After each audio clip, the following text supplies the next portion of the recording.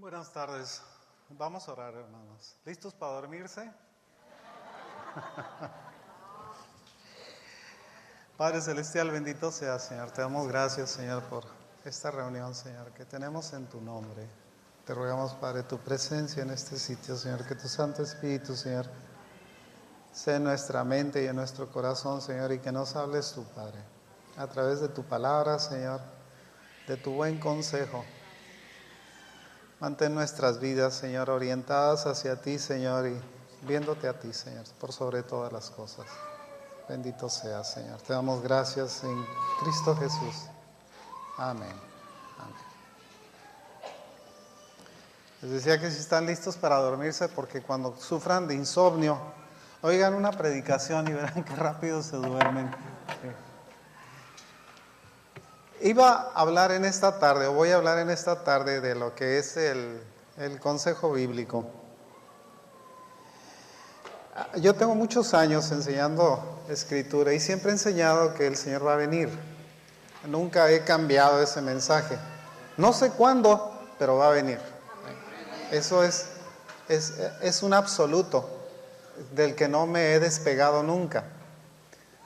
La verdad es que la Escritura es un libro doble, digamos, en el sentido de que es un libro histórico y un libro profético. Nosotros estamos a la mitad de esa profecía historia. Una vez que la profecía se cumple, se convierte en historia, ¿sí? Ya pasó el tiempo, digamos, de la advertencia y ya estamos en la realidad posterior. Eso ha ocurrido siempre. A la nación de Israel le pasaba continuamente que el Señor les hablaba en profecía y muchas veces la gente desechaba esa profecía porque a veces pensamos que es demasiado dura, demasiado extremista, digamos, ¿sí? Y pensamos nosotros en un Dios que es un Dios bueno, misericordioso, clemente, tardo para la ira, grande en misericordia. Conocemos todos los conceptos de Dios que necesitamos saber para nuestro beneficio. Y a veces algunos conceptos de Dios los desechamos porque no nos benefician, la verdad, ¿sí? A veces pensamos, ¿por qué?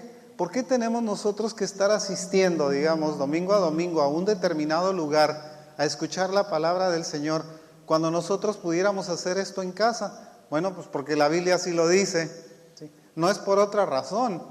Si nosotros somos obedientes a la palabra de Dios, nosotros vamos a poner por obra lo que el Señor nos dice en su palabra. Es muy fácil, ¿sí?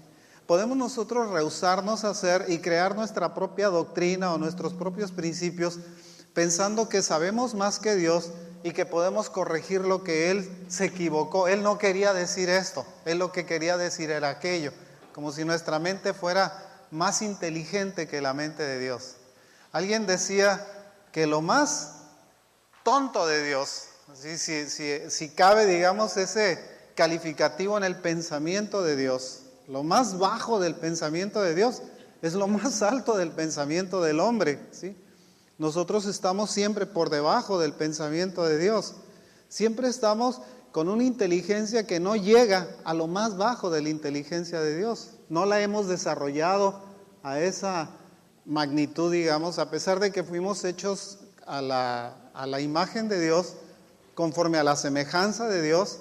El Señor nos dio su mente, tenemos la mente de Cristo, todavía no la desarrollamos al punto en el que nosotros podamos corregir, agregar o quitarle algo a la Escritura. De manera que nosotros estamos a la mitad, digamos, de esta profecía historia. Nosotros vemos la Escritura. Para nosotros, la historia de Noé es una historia ya, ¿sí? En algunos lugares inclusive se ha convertido en un mito. En otros sitios han tratado de explicar cómo es que el Señor destruyó a Sodoma y a Gomorra y a las ciudades circunvecinas. ¿Cómo lo hizo? ¿De qué forma lo hizo?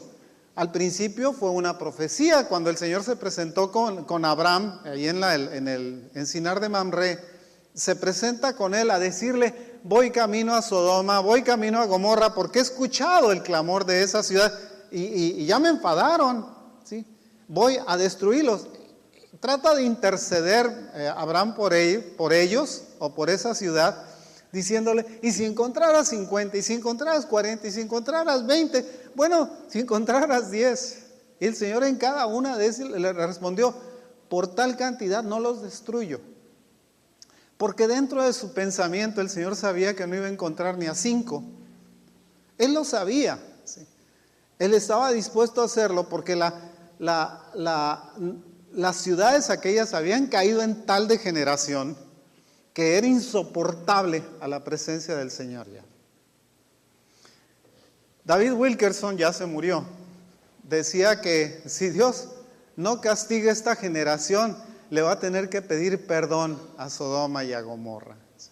Fíjense cómo están las cosas en cuanto a lo que es las cuestiones morales. En las escuelas están enseñando homosexualismo o están enseñando como una alternativa de familia, el que los padres tengan que los hijos tengan 2 madres o 2 padres, es una alternativa de familia. Para ellos ya está siendo normal. Estamos viviendo en una sociedad que por fuerza nos está metiendo la idea de que nosotros debemos de aceptar inmoralidades como formas de vida adecuadas, normales, ¿sí? Hay de aquel que se atreve a hablar mal sobre aquellos que tienen una alternativa de vida porque nos consideran que nosotros estamos odiando a esas personas. No es cierto, no es odio. Lo que pasa es que nosotros somos conscientes del pecado, somos conscientes de la inmoralidad. Si nosotros aplacáramos, digamos, esa parte de nuestra conciencia, esa parte que se llama moralidad de nuestra conciencia, podríamos hacer lo que sea. El asesinato, el homicidio, el homosexualismo, cualquiera de los pecados que el Señor abomina, estarían dentro de nuestro corazón. Porque nosotros hemos aceptado uno, es muy fácil aceptar los demás. Pero lo que pasa con el pensamiento de Dios es que el pensamiento de Dios es muy estricto, ¿sí? No da cabida a dudas. No hay forma de decir, Dios quiso decir esto aquí, pero en realidad dijo aquello, ¿sí? Como algunos lo han interpretado. He encontrado en algunos lugares algunos predicadores diciendo eso. ¿Cómo se atreven? Digo, ¿hasta dónde te llega la inteligencia? Si alguien decía un hermano muy querido, ya se fue con el Señor, decía, si Dios no quiso decir lo que dijo, ¿por qué no dijo lo que quiso decir? Sí, en realidad, ¿por qué no dijo lo que quiso decir? ¿Por qué nosotros pensamos que tenía la intención de decir algo, pero dijo otra cosa? Así pasa muchas veces con la profecía, hermanos. La profecía es la parte, digamos, en la cual el Señor nos advierte. Es una advertencia que nos da de un suceso que un día va a ser historia, ¿sí? Va a convertirse en historia. Nos está hablando de algo que un día va a ser el pasado. ¿Sí? Para nosotros ahorita, en este momento, el leer profecías del Señor o el leer profecías que vienen, digamos, a sus siervos, los profetas, los empezamos a pensar de eso como algo irrealizable o como que no es de nuestro tiempo. Tal vez empecemos a pensar que el Señor efectivamente un día va a venir. Pero decimos, pues tal vez venga dentro de 40 años. La otra vez una persona dijo, no, en la iglesia dijeron que era hasta dentro de 40 años. Ay, caray. ¿Y eso quién se los avisó? ¿Por qué no nos lo dijo a todos nosotros? ¿Por qué nada más a un grupo selecto de personas les dice el Señor cuándo va a venir y a todos los demás que somos creyentes no nos dice nada? ¿Estamos sordos? No, hermano, lo que pasa es que el Señor nos lo advierte a través de profetas, no de la buena intención que pueda tener una persona, un pastor, un ministro o lo que sea, para pensar que no quiere que le deshagan su modus vivendi o su forma de vida o su bienestar. Sabe que cuando estamos nosotros prosperando, a todos nos gusta la prosperidad, ¿verdad? No estamos peleados con ella. A todos nos gusta tener carros nuevos y casas bonitas y todo lo que usted quiera. No estamos peleados con ella, ¿sí? Pero eso no significa que nosotros nos aferremos a eso. Para eso podemos nosotros renunciar a aquello por la promesa de la venida del Señor. A mí no me importa cuándo venga el Señor. La verdad me tiene sin cuidado el hecho de que sea hoy o que sea mañana. Quiero ponerles el ejemplo de Noé otra vez. El Señor le dijo: Noé, prepárate una arca, la vas a hacer de y de aquellas características, y durante todo el tiempo que le estés haciendo, le vas a estar anunciando a la gente que va a llover. Y ahí lo tienen, las burlas, el rechazo, la negación de lo que estaba haciendo, el absurdo de aquello que estaba construyendo cuando ellos nunca habían visto llover, ¿sí? Era motivo, digamos, de plática entre los que estaban alrededor y que no creían, porque no creían, la verdad es que no creían. Y un día, un miércoles de un determinado mes, de un determinado año, empezó a llover, ¿sí? El Señor nunca le dijo: va a llover el miércoles de tal mes, de tal año. Le dijo sencillamente: baste un arca porque va a caer un diluvio sobre todo este mundo. Ahora, el diluvio, siendo un acto histórico, ahora se ha convertido en uno mitológico, ¿sí? Ahora aquello que fue histórico se convirtió en mitológico, porque eso es lo que hace la gente. Para no sentir el fuego, digamos, de la advertencia divina, tratamos nosotros de decir que algo que es histórico es una mitología, es algo que se inventó. ¿Se inventó? Perdón. 40 grupos étnicos en el mundo, distribuidos en forma heterogénea, ¿sí? En todo este globo, creen en el diluvio, lo tienen como si fuera un mito, todos. Como que está muy distribuido el mito del diluvio. No, lo que pasa es que es una historia que se olvidó, ¿sí? Y que cuando se olvida se convierte en un mito. ¿Qué pasó con Sodoma y Gomorra? Lo mismo. El Señor le dijo: voy camino de Sodoma. ¿Cuándo llegó? ¿Un domingo? ¿Estaban todos en su pachanga? ¿O un sábado tal vez? ¿O un viernes? ¿Qué día llegó? ¿Cuál es la fecha en la que llegó? Nadie lo sabe tampoco. Pero el día que llegó, ustedes conocen la historia, los acontecimientos, cuando el Señor le dice a Lot: sácate con tu familia, vente con tus hijas y tráete a tu esposa y vámonos para afuera de esta ciudad porque la voy a destruir, ¿sí? Y él obedeció. Podía haber dicho: ay, Señor, si tú eres tan bueno, tan misericordioso, clemente, tardo para la ira, los vas a perdonar. Como el pensamiento que tuvo Jonás también cuando el Señor le dijo: ve y dile a Nínive que si no se arrepienten los voy a destruir. Y aquel, en lugar de obedecer, arrancó yéndose para España. Tarsis se llama, ¿sí? Pues si no saben, España y Tarsis son la misma cosa. Arranca en un barco para España.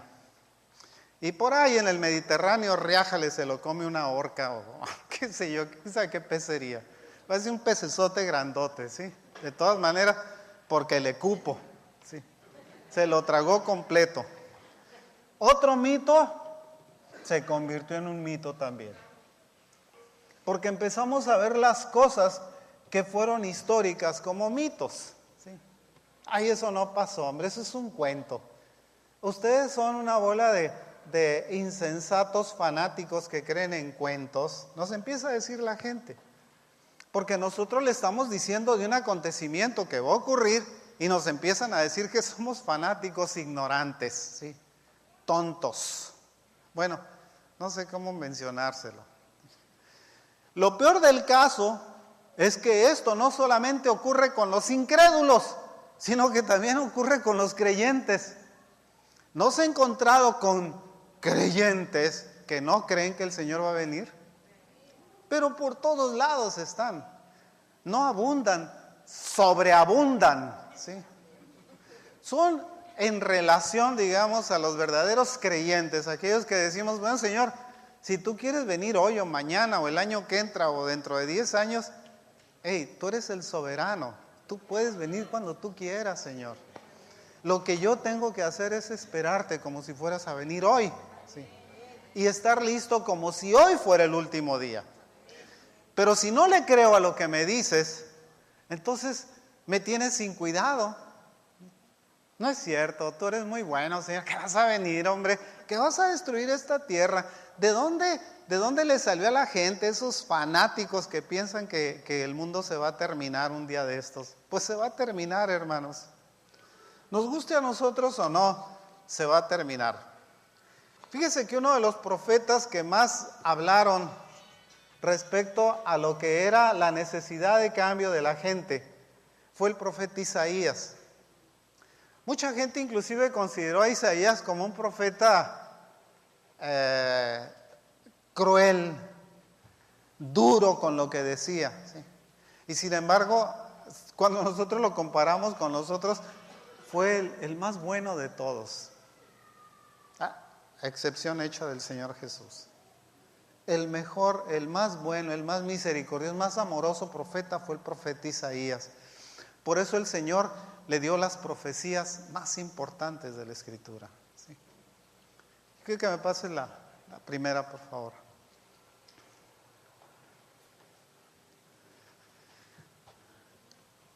Él estaba pintando un cuadro, digamos, de asombro del futuro. Está empezando apenas su profecía. Si ustedes ven abajo, dice Isaías 2:2, ¿sí? Isaías 2:2 empezaba él a hablar de la profecía. Y las primeras profecías que dio fueron profecías que se refieren a este tiempo, ¿sí? Fíjese, acontecerá en lo postrero de los tiempos, ¿sí?, que será confirmado el monte de la casa de Jehová como cabeza de los montes, y será exaltado sobre los collados, y correrán a él todas las naciones. Eso lo sabemos, ¿sí?, porque es una profecía que el Señor nos da. ¿La creemos? Esa es la pregunta, ¿sí? Porque esto todavía no ocurre.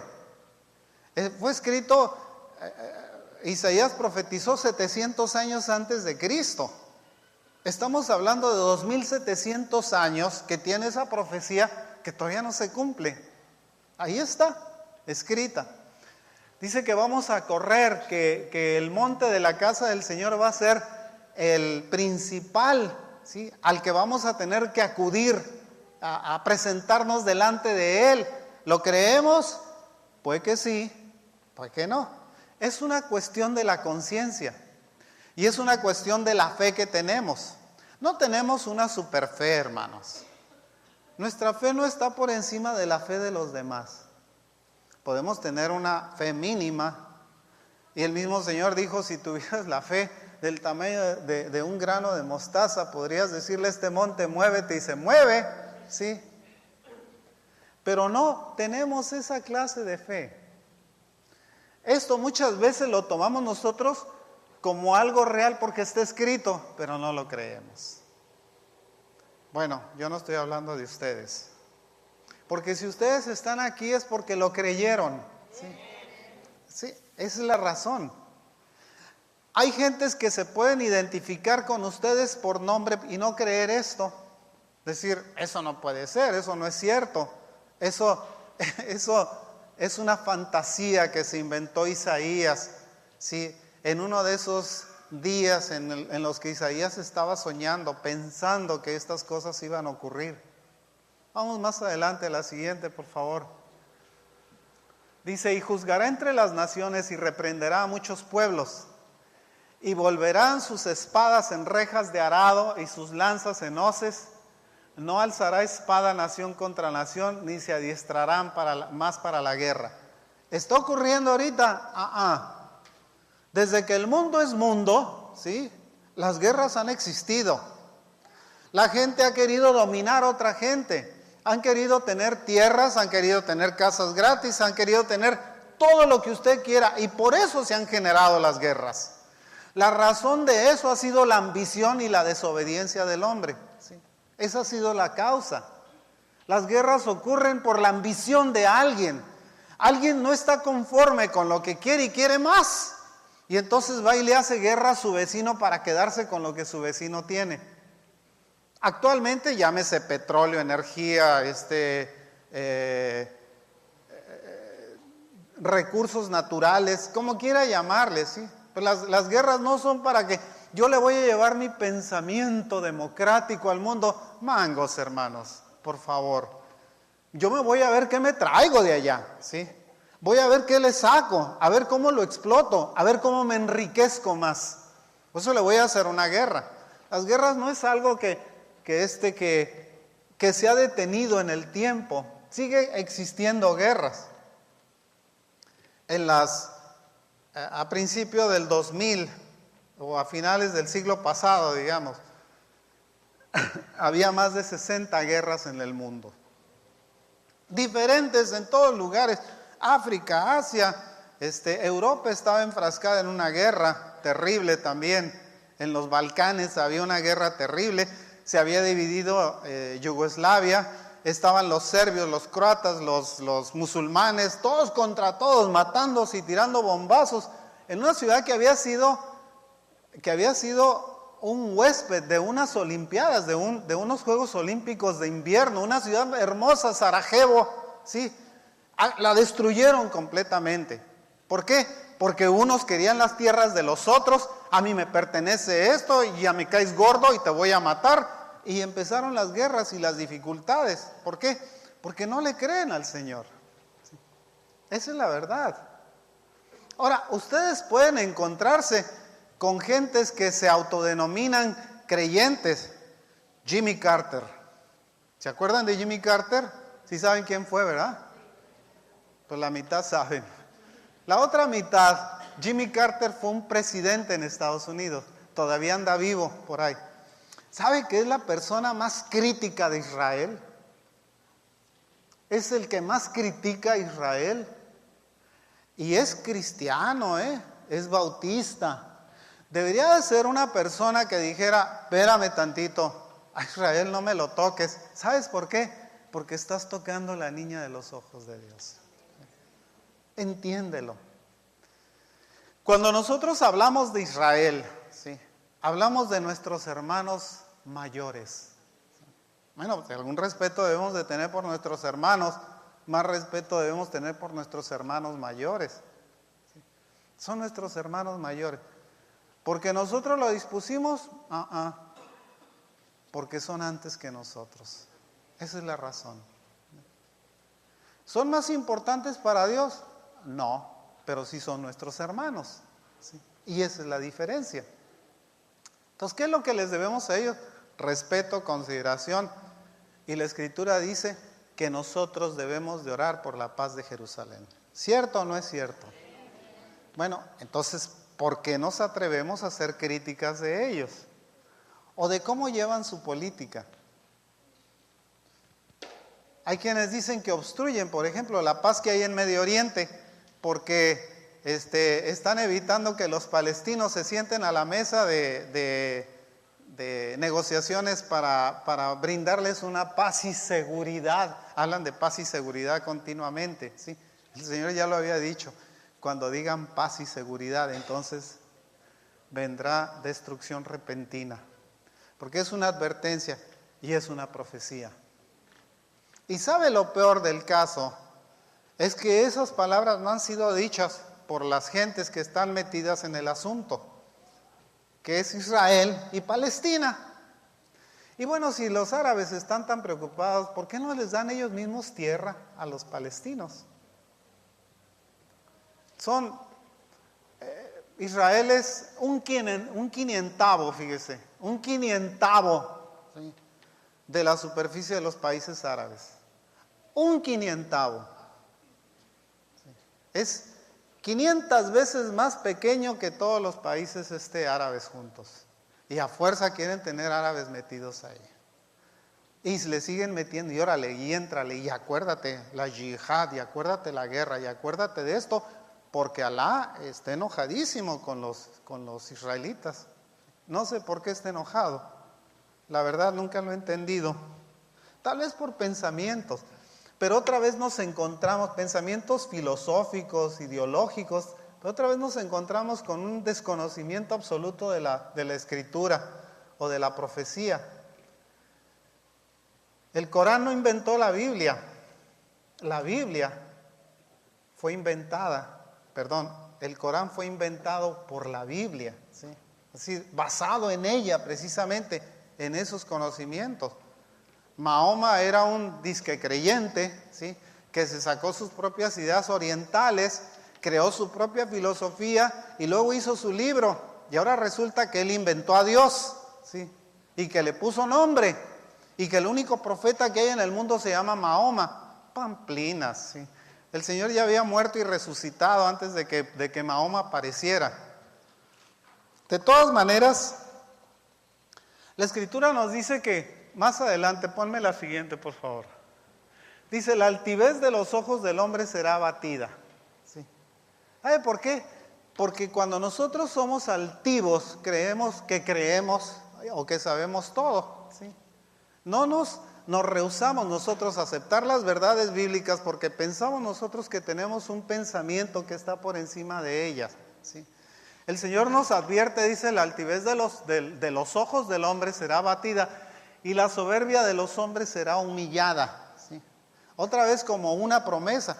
¿Está ocurriendo? No está ocurriendo todavía.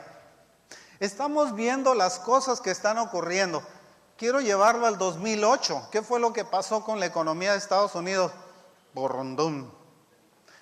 Tal vez aquí hay algunos que perdieron sus casas, ¿sí? No hay. Nadie perdió su casa en Estados Unidos. Pues porque no tenían. ¿Sí? Pues si hubieran tenido, se las hubieran quitado, las hubieran perdido de alguna manera. Se encontraban en una sociedad en donde estaban pagando el doble de lo que costaba su casa. ¿Sí? ¿Qué hizo la gente? Agarró y abandonó. Dijo, aquí, mira, es una deuda muerta. Aquí está tu deudita muerta, quédate con ella. Yo me lavo las manos, yo no te voy a pagar el doble de lo que vale esto. Actualmente casas que en un tiempo costaban $300,000, ahora cuestan $100,000, $120,000. ¿Sí? Están baratitas. Hay que entrarle, pero espérese otra devaluación y espérese otra bronca económica, ¿sí? Porque la soberbia de los hombres será humillada. Vamos, dice, y Jehová solo será exaltado en aquel día, porque día de Jehová de los ejércitos vendrá sobre todo soberbio y altivo, sobre todo enaltecido y será abatido, sobre todos los cedros del Líbano altos y erguidos, y sobre todas las encinas de Basán, sobre todos los montes altos y sobre todos los collados elevados, y sobre toda la tierra alta y sobre todo muro fuerte. Está hablando de gentes exaltadas, de gente que se creen todopoderosas, que se creen que están por encima de los demás, que creen que los demás son esclavos de un grupo de ideas. Le voy a entrar a la política un rato. ¿Sí? En México los diputados se ponen sus salarios. Es que los 200,000 pesos que estoy ganando al mes son pocos realmente. Me pagan la casa, no es suficiente. Me dan carro, tampoco. Tengo celular, me regalaron un iPad para estar jugando en el Congreso. Me voy a aumentar el sueldo porque creo que tengo derecho a ganar más. Porque estas horas de sueño que me paso ahí sentado en la curul, pues no son suficientes, no pagan suficiente mi tiempo. ¿Sí? Y se ponen su propio sueldo. Enaltecidos, Líbanos altos y erguidos, etcétera, todas esas cosas entran dentro de ellos. ¿Sí? Gente que piensa que tiene el derecho a enseñorearse. ¿Y los demás qué tenemos que hacer? Hay que estarlos manteniendo. Como ha ocurrido siempre en toda la historia. Y el Señor advirtiéndolo y diciéndonos que nosotros no le hacemos caso. Isaías dice que ese castigo santo, digamos, si se le puede llamar de esa manera, y santo porque procede de un ser santo, ¿sí? Del único ser santo que hay. Por ahí algunos le han dicho a la muerte la santa. No tiene santa, es una maldita, ¿sí? La muerte es una maldición del hombre. No es un santo que le pusieron al hombre, es una maldición que fue puesta sobre el hombre. Pero le cambiamos el nombre y decimos que y ahora la llaman la Santa Muerte. Válgame, pues ¿qué tiene de santa? Isaías dice que este castigo santo que recibirán las naciones será tan terrible que la gente se esconderá en cavernas y en cuevas hechas por ellos mismos, ¿sí? Vamos a la siguiente. Sobre todas las naves de Tarsis y sobre todas las pinturas preciadas, la altivez del hombre será abatida y la soberbia de los hombres será humillada. Y solo Jehová será exaltado en aquel día y quitará totalmente los ídolos. Y se meterán en las cavernas de las peñas y en las aberturas de la tierra por la presencia temible de Jehová y por el resplandor de su majestad cuando Él se levante para castigar la tierra. Fíjense que es una profecía dada por Isaías. Empezando las profecías de Isaías, las primeras profecías que dio fueron referentes a Jehová de los ejércitos, ¿sí? Al Señor que venía a la tierra a poner orden. Nosotros podemos tomar esas profecías y decir que eso no es cierto, que ocurrieron hace muchos años y que el Antiguo Testamento ya no es cierto, que ya pasó, que ya es obsoleto, que tenemos nosotros que vivimos bajo la gracia y que Dios es bueno y misericordioso y clemente y tardo para la ira y todas las ondas que a usted se le ocurran, ¿sí? Pero la realidad es que esto es algo que está escrito y que va a pasar, ¿sí? Nos guste o no nos guste. Pero todavía esto sigue siendo la parte, si nosotros leemos de izquierda a derecha, ¿sí? Todavía está en la parte derecha de nuestro libro. Y estamos nosotros viendo la parte izquierda. Le voy a decir, estamos viendo la mitad porque nosotros, si nos cerraran la escritura, nos ponen por un lado la historia y por otro lado la profecía, ¿sí?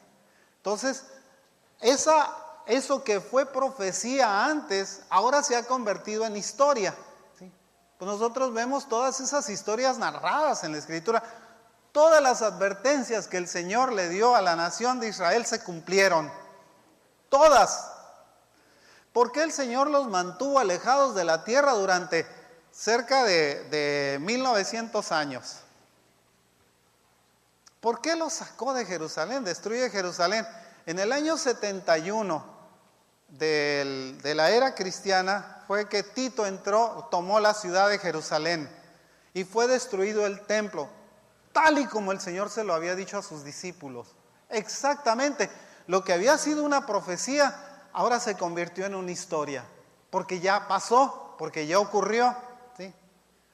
Tito, el general que tuvo que ver con la destrucción, él no quería que se destruyera Jerusalén, pero los soldados dicen que les había entrado una locura tal por el tiempo que estuvo sitiada la ciudad, que se metieron y quemaron el templo y no quedó piedra sobre piedra, tal y como el Señor se los había dicho. Ahora, si usted ve la escritura, cuando el Señor les dé esa advertencia a sus discípulos tomaron aparte y le dijeron: hey, Señor, ve estos edificios, tenemos cerca de 580 y tantos años que fue construido el templo de Jerusalén. ¿Tú crees que lo van a destruir? ¿Van a destruir esta belleza? 8 o 10 años se tardó Herodes en reparar, reconstruir el templo. ¿Tú crees que lo van a deshacer? ¿Alguien se va a atrever a deshacer eso? Y el Señor les dijo: incrédulos, ¿sí? Yo les digo que no va a quedar piedra sobre piedra. Pero ellos no se lo creyeron. Si usted lo lee, no se lo creyeron. Porque cuando Él lo dijo, lo llevan aparte y le enseñan, le muestran los edificios y el Señor les dijo: no va a quedar piedra sobre piedra, entiéndanlo. Tal vez alguno de ustedes lo vea, algunos de los discípulos lo vieron. Tal vez cuando lo vieron han de haber dicho: ¿qué razón tenía el Señor en su advertencia? ¿Qué forma de cumplirse la profecía que nos había dado? Y eso era nada más una de las tantas que les había dado. Nosotros estamos viviendo dentro de esa historia profecía o profecía historia.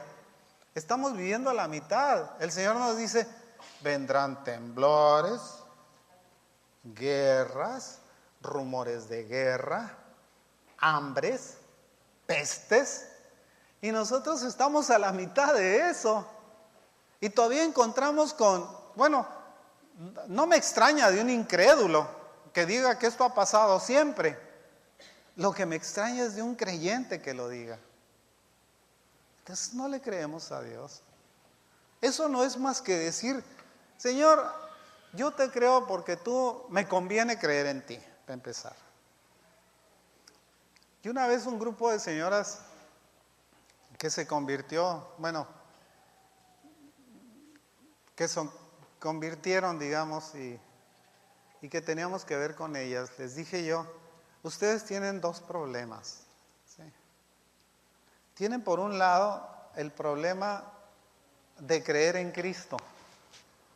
Es muy importante creer en el Señor, pero por otro lado tienen el problema de creerle a la sociedad en donde viven.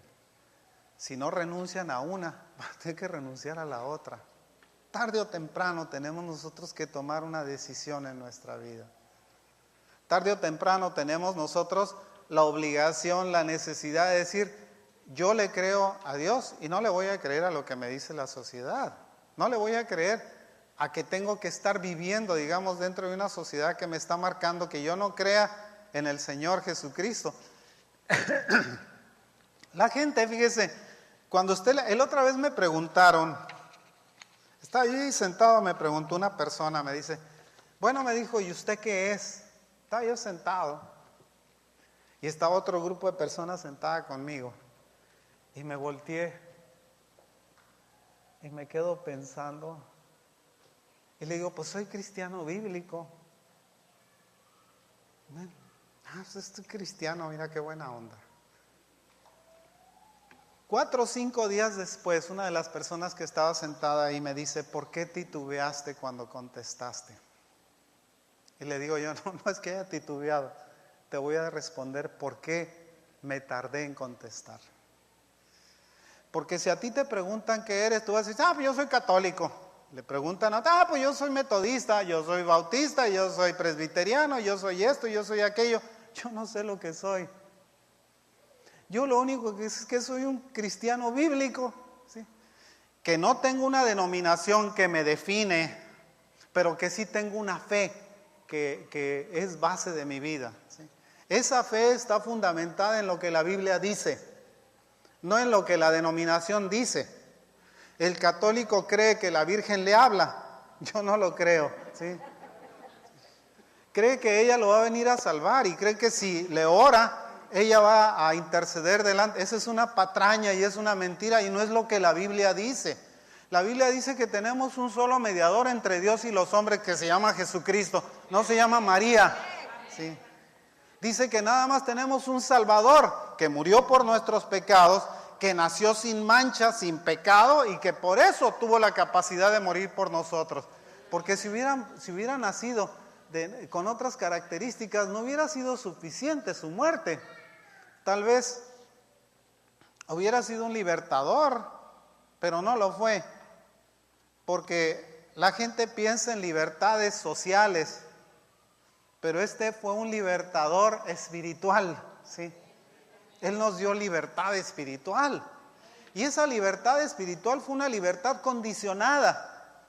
No nos dio la libertad espiritual para que nosotros creyéramos lo que se nos antojara, lo que se nos viniera a la mente. Nos dio esa libertad espiritual para que nosotros tuviéramos la capacidad de decidir con quién nos queríamos ir, si le creíamos o no. Esa fue nuestra libertad y esa sigue siendo nuestra libertad. Se llama nuestra voluntad, ¿sí? Tengo la voluntad de creer en que esto que está diciendo el Señor es una verdad o es una patraña.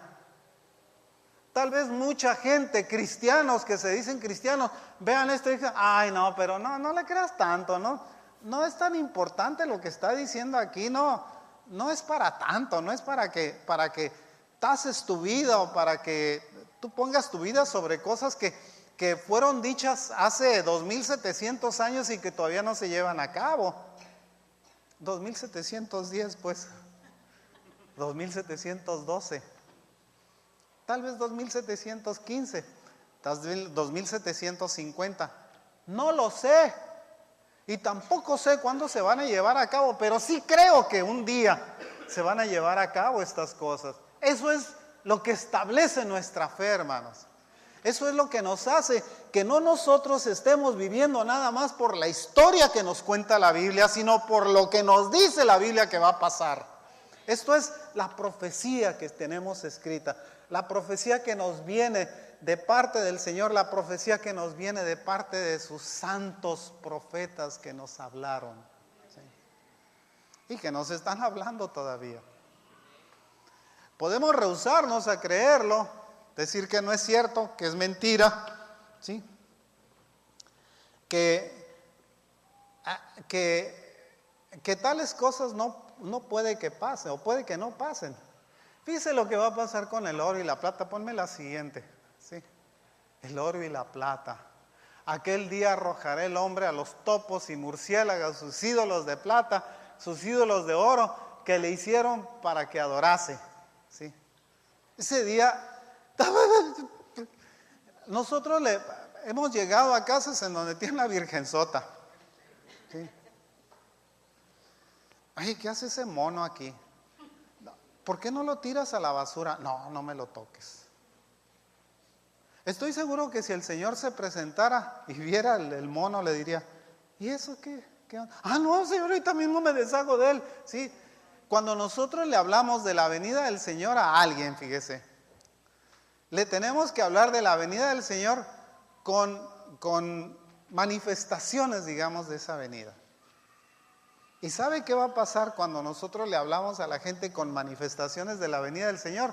No va a haber una silla vacía aquí. Si nosotros le dijera, si nosotros le hablamos de un temblor y tiembla un 7.5 en Tijuana, esto va a estar lleno. ¿Por qué? Porque nosotros somos hasta tramposos con Dios. Tramposos desde el sentido de decir, no, Señor, si yo siempre he sido bueno, yo siempre te he creído. ¿Usted cree que nosotros engañamos al Señor? ¿O engañamos el corazón de Dios? ¿O qué se supone que nosotros podemos echarle mentiras al Señor? Que mientras estamos asustados, estamos presentes al Señor, y cuando ya se nos pasa el susto, ay, no es cierto, hombre, yo voy a seguir con mi vida normal y con mi vida, como le he llevado hasta ahora. Me he divertido mucho, porque pensamos nosotros que nuestra vida es ver fútbol, comer sodas, tomar sodas y comer palomitas, ¿sí? Es un poquito más allá, y es un poquito más que eso.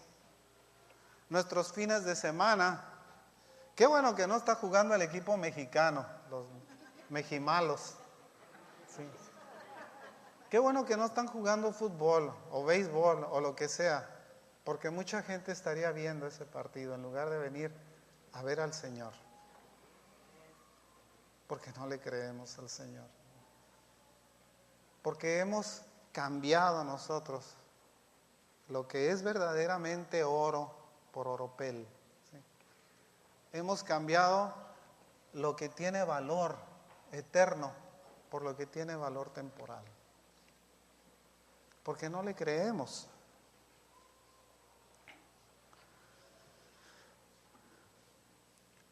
En los 90s, más o menos, una de los países, digamos, que era reconocido como un país justo y un país que no se metía en problemas, Suiza, estoy hablando de Suiza específicamente. En los 90s descubrieron que los suizos tenían guardado dinero que le habían robado los nazis a los judíos en la Segunda Guerra Mundial, que tenían millones de dólares depositados ahí a nombre de algún general, de uno de esos creyentes, ¿sí?, que pensaba que el dinero le iba a hacer algo. Yo no sé qué cuentas le llegaron a decir al Señor, pero estoy seguro que a estas alturas el Señor le dijo, a ver tú, generalito, ven para acá, quiero que me des cuenta de los 200 judíos que mataste.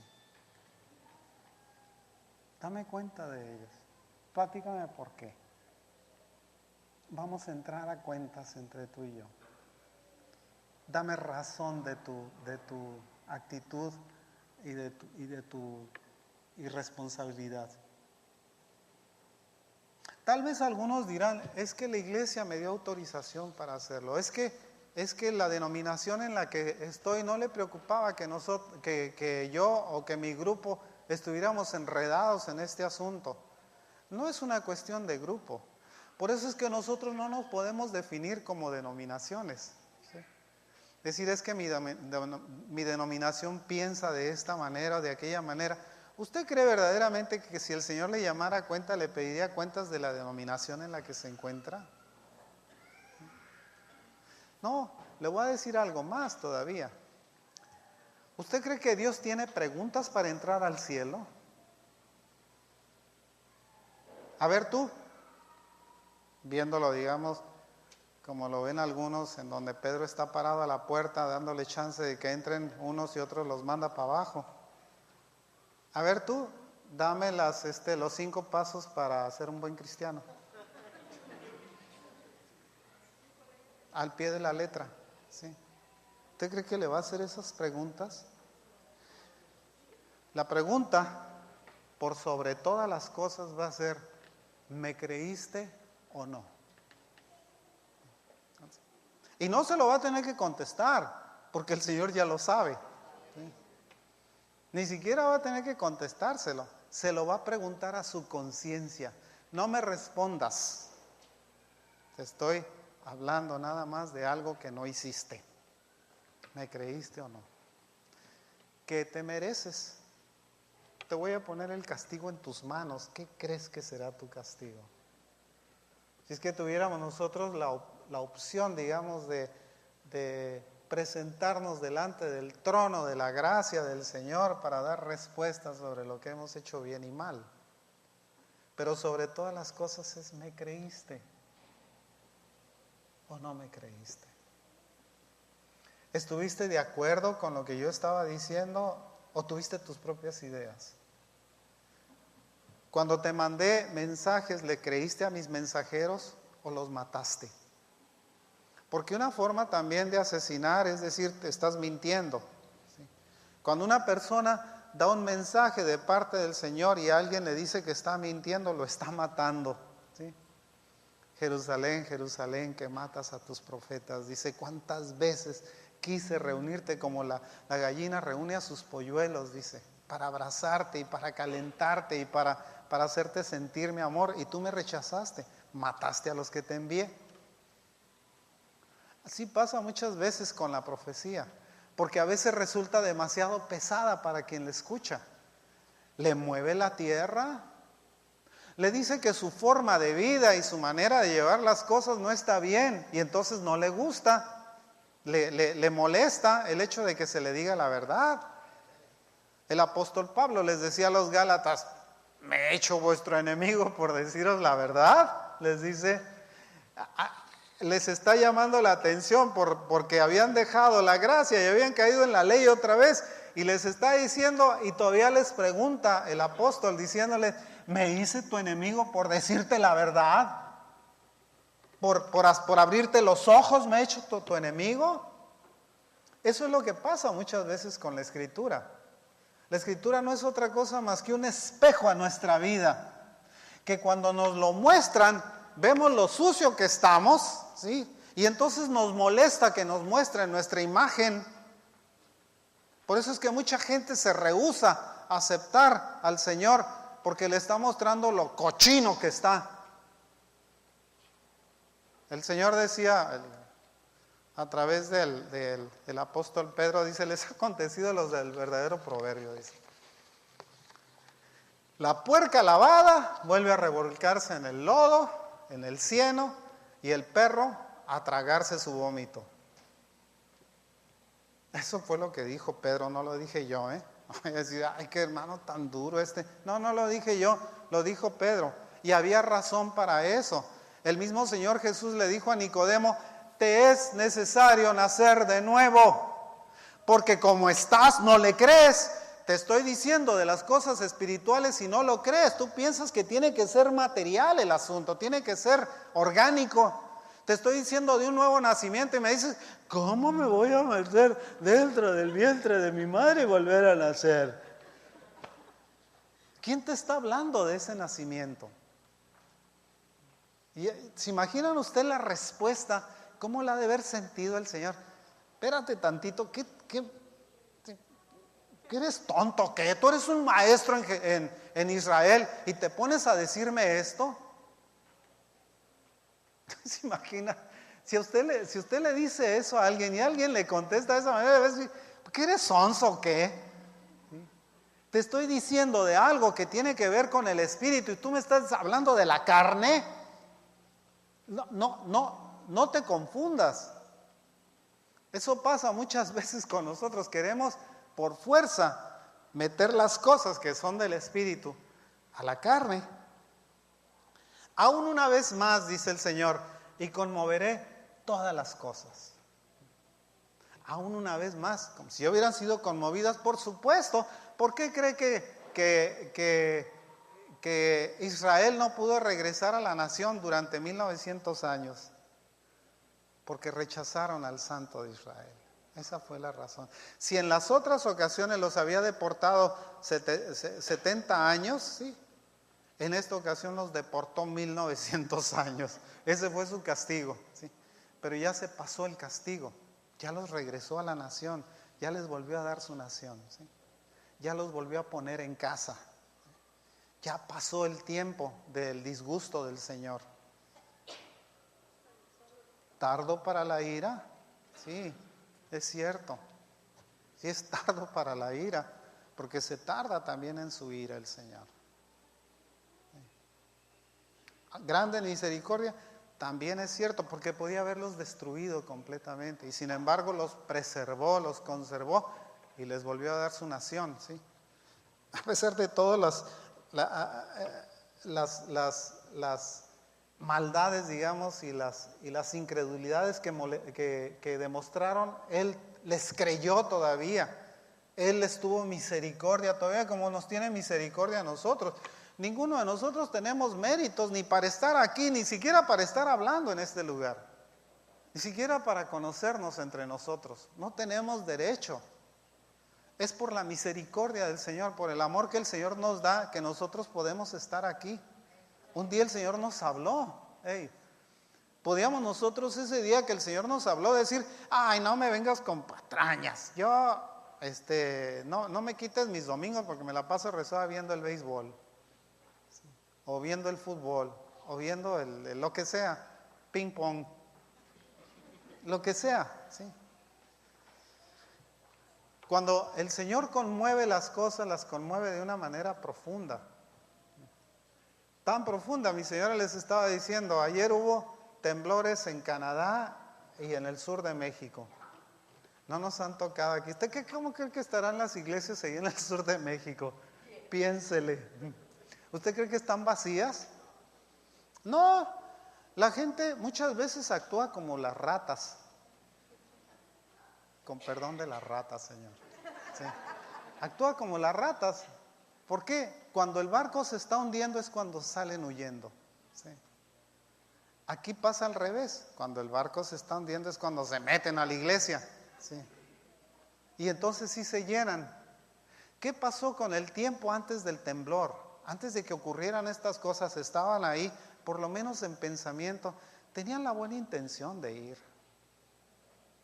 Tenían la buena intención de presentarse. Ay, pero no pude, Señor, porque se me enfermó el perro y tuve que llevarlo al veterinario. ¿Sí? O se me descompuso el carro y no pude caminar las 3 cuadras que tengo que venir aquí, Señor. Le ponemos pretextos al Señor porque no le creemos. Si el Señor nos dijera que viene la semana que entra, si anunciáramos nosotros así con altavoces aquí, pusiéramos afuera y en toda la ciudad pasáramos un avión por ahí dándole la vuelta, el Señor va a venir la semana que entra, nos lo acaba de avisar, el Señor viene, el presente ese más vale que esté presente en donde se va a presentar el Señor. ¿Cómo cree que estarían los lugares estos? por lo menos al 40% les moverían el piso, ¿sí? Y estarían llenas las iglesias. Pero eso no significa que nosotros le creamos. Eso significa que nosotros queremos escapar, ¿sí? El profeta Juan decía, generación de víboras, les decía, ¿quién les enseñó a huir de la ira venidera? ¿Sí? Porque él mismo estaba pronunciando un día de juicio. Y sabía que mucha de la gente que se estaba presentando con él lo estaba haciendo por temor o por engaño. No, yo quiero estar ahí cuando el Señor venga, o cuando venga ese juicio, que no me toque a mí. Por eso les gritaba de esa manera, generación de víboras. ¿Quién les enseñó a huir de la ira venidera? ¿Cómo lo aprendieron? ¿O cuál es la razón? ¿Usted cree que no serían muchos de ellos después, cuando presenta al Señor Jesús, aquí el Cordero de Dios que quita el pecado del mundo? Muchos de ellos han de haber gritado 3 años después, diciéndole, crucifícalo, crucifícalo. ¿Sí? Porque no le creían otra vez. Era más fácil gritar crucifícalo que creer lo que el Señor les había hecho y dado. ¿Sí? Nosotros hemos visto, o por lo menos en nuestra vida nos ha tocado, la desintegración de naciones como la Unión Soviética, por ejemplo, y como les decía hace rato, Yugoslavia, ¿sí? Cómo se desintegró y se crearon varios países de aquella desintegración después de la muerte del canciller o del general Tito. Empezaron las guerras étnicas. La parte que fue conmovida por el Señor resultó ser terriblemente conmovida, ¿sí? Porque el Señor, la promesa que nos hace es que las cosas inconmovibles no se mueven. ¿Qué es lo inconmovible que tenemos nosotros delante del Señor? Nuestra fe, hermanos. Ni siquiera nuestra vida. Nosotros no tenemos una fe que nos rescata de que nos caiga una viga en la cabeza. No. Tenemos una fe que nos rescata, que cayéndonos la viga en la cabeza, nosotros nos vamos con el Señor. Esa es nuestra fe. No que no nos caiga la viga.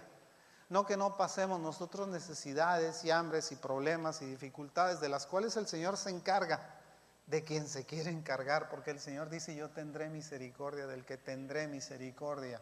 ¿Sí? De manera que seguimos estando en las manos de Él. Les decía que los creyentes disfrutamos de la prosperidad tanto como los impíos. Nos encanta, la verdad. Nos encanta. Sin embargo, viendo cómo están las cosas, cómo está el mundo, digamos, y lo que está pasando en el sur y en el norte, y parece que estamos como un sándwich a la mitad. Nos caen por allá temblores, pero a nosotros no nos llega. ¿Por qué no nos llega? ¿Por qué supone que no nos llegan los temblores a nosotros? Vamos, al rato, no quiero ser profeta, pero al rato puede que estemos nosotros también tambaleándonos y cayéndonos en nuestra casa, ¿sí? Pero ¿por qué cree que no nos llega? Porque Dios es misericordioso y clemente, ¿sí? Vuelve otra vez a ser tardo para la ira y grande en misericordia. Y no nos llega eso porque el Señor nos da oportunidad a que más crean en Él, no por miedo, sino por amor. Porque esa es la diferencia que nos hace. Nosotros a veces queremos creer en Dios porque le tememos al infierno. No sea esa la razón por la cual usted se acerque al Señor, hermano. Puede que haya sido su motivación inicial. ¿Sabes que mi vida está deshecha, voy en mal camino, me voy al infierno, yo me quiero ir al cielo? Y se acercó al Señor por temor, pero que su cercanía al Señor no sea por temor. El Señor nos dice, nos advierte, inclusive diciendo, no nos ha dado Dios espíritu de temor, sino de amor, de poder y de dominio propio, ¿sí? ¿Por qué? Porque el Señor no se relaciona con nosotros a través del temor. No es por esto por lo que nosotros nos acercamos al Señor. Es por lo que amamos al Señor. Es un amor que no tiene definición.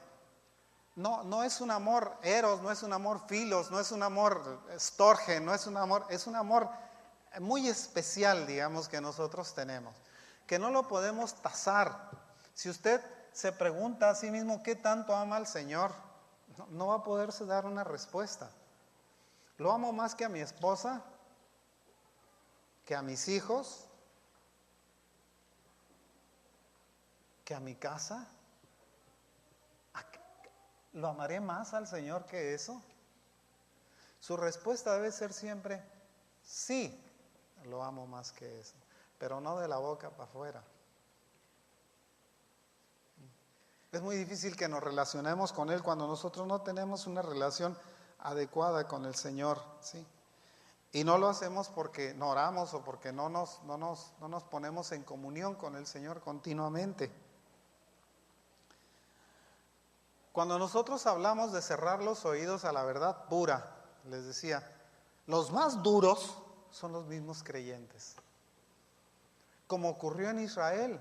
El Señor, el profeta Amós, el profeta Isaías, muchos profetas les hablaron de castigos que iban a venir sobre la nación, ¿sí? Jeremías les habló de los castigos y le creían más a los profetas que les hablaban bonito.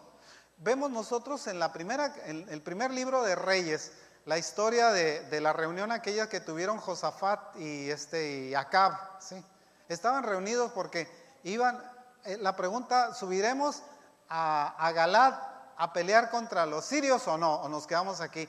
400 profetas les llegaron a decir, sí, sube, el Señor te va a dar la victoria, vas como con unos cuernos vas a hacer y vas a prender a los...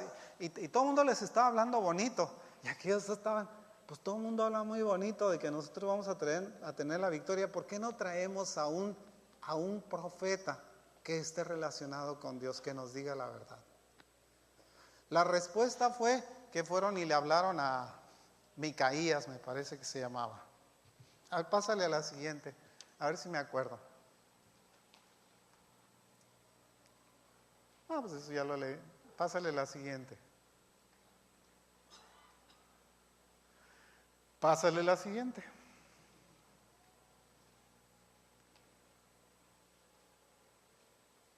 Sí, dice, porque este pueblo es rebelde, hijos mentirosos, dice.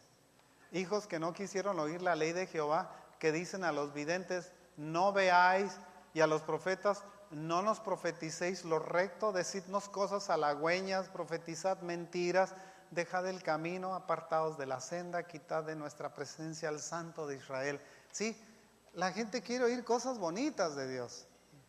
A veces me llamaba la atención el hecho de que la gente esperaba que yo me parara aquí y les dijera, Dios te ama. ¡Ey, eso ya lo sé! ¿Cuántas veces necesitas estarlo oyendo? Dios te ama. Nosotros, de hecho, como condicional, digamos, de estar aquí es porque Dios nos ama.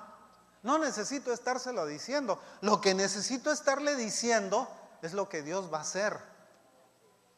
No que Dios le ama. Suena muy bonito, vamos a hablar del amor, sí. Eso es lo que tenemos que hablar en las iglesias del amor. No, en las iglesias lo que se tiene que hablar es de los planes del Señor, de los planes del Señor Jesucristo. ¿De qué es lo que espera el Señor de nosotros? Que seamos todavía un rebaño de ovejas que nada más vienen para ser trasquiladas. Como aquel dibujo que aparece, ¿verdad? Donde aparecen dos ovejas, una muy parejita de su pelaje y la otra toda trasquilada de todos lados, y le dice, ¿qué te pasó? Le dice, pues es que fui a una mega iglesia. La trasquilaron toda, le bajaron toda la feria.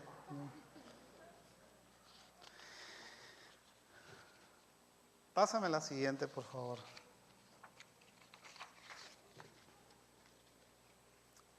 Por tanto, Jehová esperará para tener piedad de vosotros, y por tanto seré exaltado teniendo de vosotros misericordia.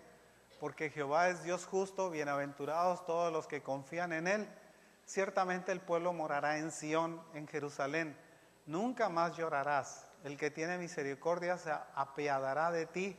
Al oír la voz de tu clamor, te responderá. ¿Sí? Porque esa es la promesa del Señor siempre, ¿sí? Muchas veces la gente no quiere oír lo que el Señor dice, porque nosotros, cuando hablamos de las cosas del Señor, nosotros hablamos de una actitud que debemos de tener delante de Dios que se llama santidad. Y la santidad demanda esto y el otro. ¿Sí? Demanda que seas así, que seas asado. Pero si nosotros no queremos oír de eso, nos resulta pesado. Ay, siempre estás con tus ondas, que hay que ser así, que hay que ser asado y que hay que comportarse de esta manera y de aquella manera. Si Dios nos ama como somos, no. Dios te ama como quieres, pero quiere que cambies, ¿sí? ¿No? El Señor no te quiere como cuando te encontró. Primero te saca del charco y estás todo sucio. Ah, no, así me encantas, ¿sí? No, lávate, limpia, cambia tu ropa, ¿sí? Hazte digno delante del Señor. Eso es lo que espera de nosotros. No que seas, sí te ama, pero en ese amor Él espera que te cambies. Cuando usted tiene un hijo, no lo manda a bañarse.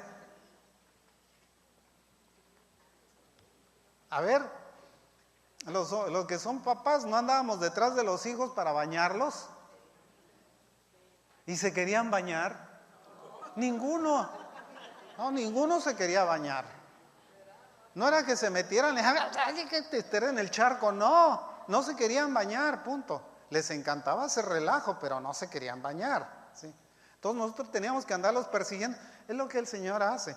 A veces nos persigue para bañarnos, y nosotros, no, ya Señor, ya déjame, estoy muy a gusto, sucio y cochambroso y todo esto, y tú quieres que yo me esté lavando, y voy a un lugar en donde me están diciendo que tengo que hacer así y asado, ya no me hables de santidad.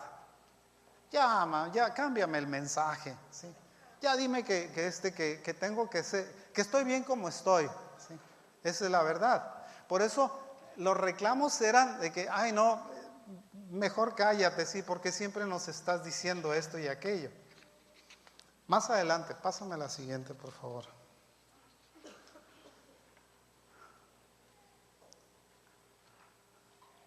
Aquí está Primera de Reyes 22:12. Dice que le profetizaban todos los profetas que subiera a Galad, ¿sí? A Ramot de Galad, dice. Y que peleara contra aquel ejército, ¿sí? No, los vas a hacer pedazos. Hasta que mandan a llamar a un verdadero profeta. Y antes de que lo llame el profeta, el mensajero le dice, háblale bonito a los reyes, ¿sí? Siempre llegas con tus ondas y les dices cosas desagradables a sus oídos, háblales bonito. A ver si me puedes pasar el siguiente versículo. Y el mensajero que había ido a llamar a Micaías era el profeta, le habló diciendo, he aquí que las palabras de los profetas a una vez anuncian al rey cosas buenas, sea ahora tu palabra conforme a la palabra de alguno de ellos y anuncia también buen éxito, ¿sí? ¿Qué es lo que está pasando en muchos lugares? Pastores cobardes, ministros cobardes que no se atreven a decir la verdad. Quieren que se les anuncien cosas buenas. Ay no, el pueblo merece saber cosas buenas. No, hermano, el mundo se está viniendo a la destrucción. Se va a acabar. Esto que nosotros vemos así tan bonito y tan agradable y tan destruido, se va a acabar. Porque el Señor espera que las cosas estén bien y sean nuevas. Bueno, eso mismo le dijeron a este profeta. Si vemos nosotros el versículo siguiente, no, ya nos fuimos, no. En el mismo versículo anterior, a ver si te puedes pasar al siguiente versículo, el 22:13 y el 22:14. Llega él y le dice al rey, te vi re suave, pero re suave, éntrale a la guerra. Y el rey se enoja, dice, 23:14, no, a los siguientes versículos. Y el rey se enoja, dice, siempre me dices ondas tú. Te mando llamar para que me digas la verdad y me dices lo mismo que estos 400. Dime la verdad. Y entonces el profeta le dice, vive el Señor, que estoy viendo a Israel disperso, dice, en los montes, sin casa y sin jefe y sin líder, corriendo cada quien para su lado, ¿sí? ¿Sabe qué es lo que hizo aquel rey, el rey Acab, para darle las gracias al profeta Micaías porque le había profetizado de esa manera? Lo metió a la cárcel. Porque eso es lo que hacen muchas veces con los profetas, los meten a la cárcel. Ponlo a pan y agua, ¿sí? Le dijo a su carcelero, hasta que yo regrese triunfante de donde voy a ir. No le creyó. ¿Conoce la historia? ¿Qué fue lo que pasó con el rey Acab? Se lo tragaron los perros, me parece. Herido. Sí, ¿verdad? Se lo tragaron los perros, igual que a su esposa, a Jezabel. Se lo tragaron los perros.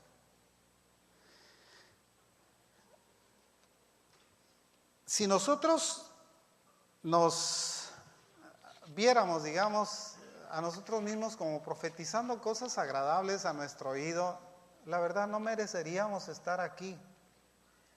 No seríamos dignos de estar delante de ustedes diciéndoles cosas bonitas. ¿Para qué? Váyanse a su casa y ahí pónganse a ver la televisión y ahí las van a ver más bonitas. Si eso es lo que quieren oír. Cuando nosotros venimos aquí necesitamos venir a hablar de la verdad. Y la verdad es evidente. El mundo se está viniendo para abajo, ¿sí? Por todos lados lo estamos viendo. Solamente el necio o el que quiere cerrar los ojos no lo ve, ¿sí? Sea ahora tu palabra conforme a la palabra de alguno de ellos, le dijo el mensajero.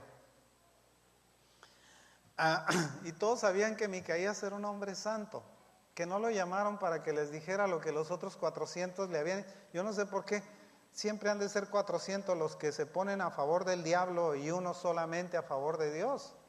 Eso le pasó al profeta Elías también, ¿sí? Con los 400 sacerdotes de Baal, con 400 profetas de Dios, supuestamente.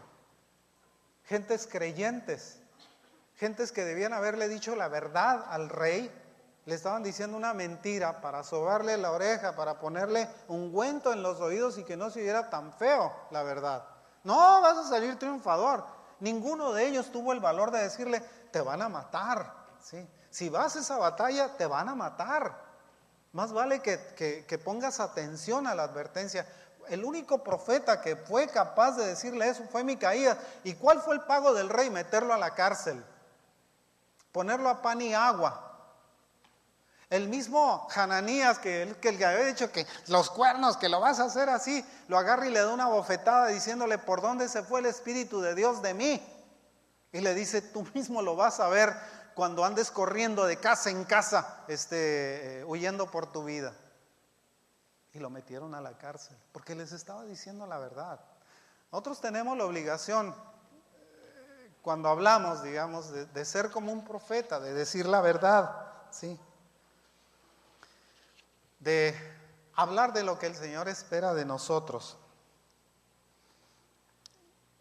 La vida no es un gran banquete de comidas y de bebidas y de pachangas y de fiestas. La vida tiene responsabilidades, hay tiempo para todo. Hay tiempo para darle al Señor también.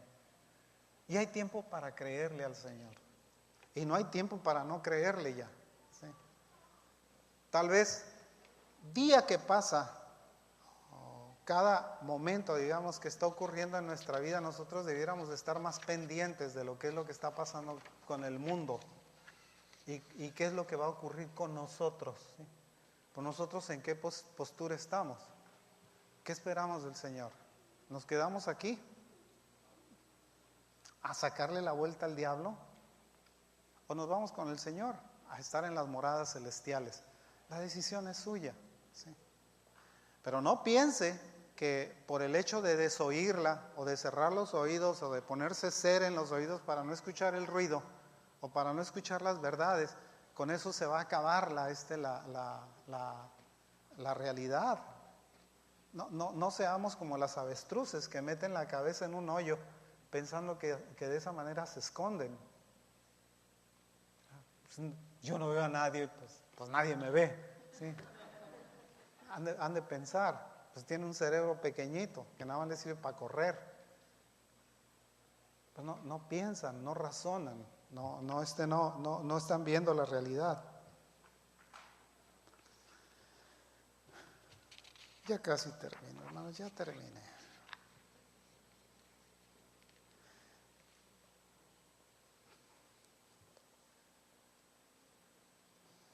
Cuando el Señor nos habla en profecía,